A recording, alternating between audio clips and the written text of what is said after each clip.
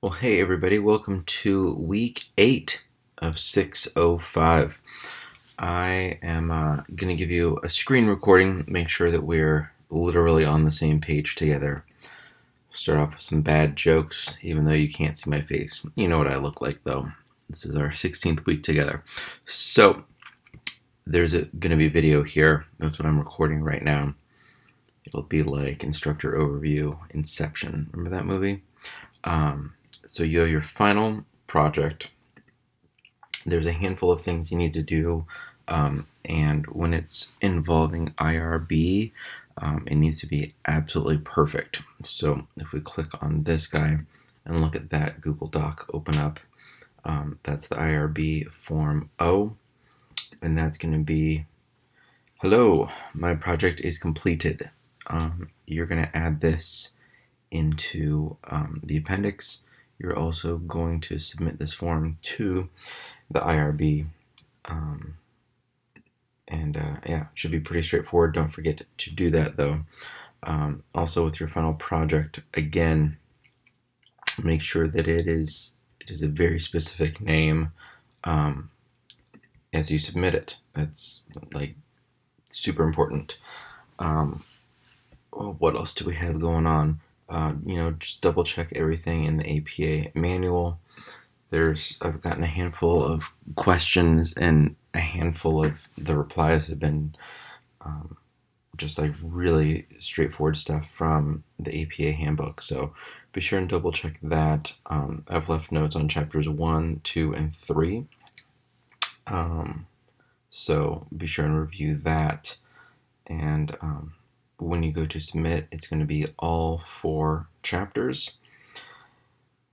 It should be pretty straightforward, right? Click on that, make sure and read through what the final collaborative capstone project looks like. It's pretty similar to what I just showed you, actually. The other big thing that we have is your oral presentation. We're going to be meeting, that's actually down at the bottom of the page, Wednesday night. So I'll be flying down to the NAIS annual conference, National Association of Independent Schools. And so I will hopefully have a hotel room or lobby or something with Wi-Fi. But for the most part, we're just going to hop on. I'm going to say, hey, everybody, welcome. And we're just going to go through all the groups. You are going to have about 15 minutes to present. And we are meeting starting at 5 p.m. So you do have to have an oral presentation. We are not face-to-face online students. You can videotape it, but you need to have 3 or more colleagues at your school site. You have to upload the link to Blackboard. You can hopefully, and I found this to be by far the simplest for everyone involved, also the most interesting to watch. You just present in class. You will share your screen, share a link. We will see your faces, hopefully with your screen cam working, and then you will share your Google slide deck. So that's going to be happening. I'll be recording the course, so you'll be able to have a record of it. So we are not meeting for oral presentations synchronously. We are going to meet Wednesday, February 27th at 5 p.m. If you click on this link, it should open up Blackboard Collaborate. You've been there. You guys know how to do this. The last thing I'm going to click on is Capstone Resources. If you've not been spending time here, I cannot recommend it enough, particularly for oral presentation template. I sent out a link to this last week, and if you don't like the template, that's fine. I find it to be pretty text heavy, but just knowing what you should be covering, certain things like statement of the problem, you can just paste the entire thing. Same thing, purpose of the study. Just keep in mind there's going to be half a dozen presentations that are 15 minutes each, and a lot of text. Like having this for what is this template? 15 slides, 15 for half a dozen groups. Like that is a lot of text, and you already wrote quite a long project. And so take advantage of what this is good at. This is good at visuals. Humans like visuals, humans like stories. So give us visuals, give us stories. You don't want to water it down, but you don't need to give us just bullet point after bullet point. Feel free to also duplicate the slides, right? So for the lit review, key info from 5 studies. The 5 studies will hopefully be on 5 slides. When you do add images, please, please, please do not use clip art that looks like it's 20 years old. There are many places to get images that you are allowed to use.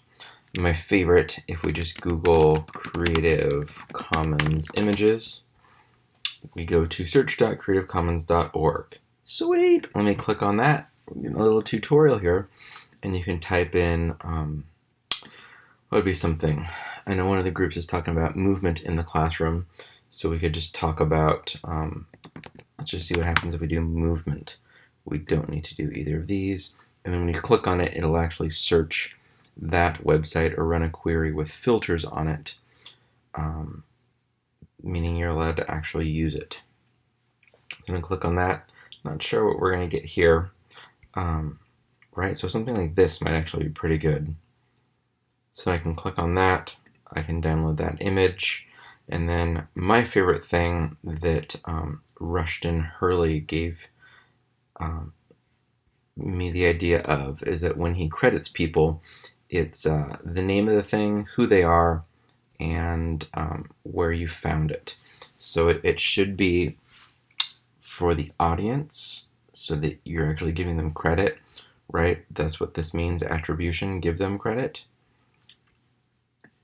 And you can't sell it, so that part's not a problem, right? So I'm not going to leave a real comment.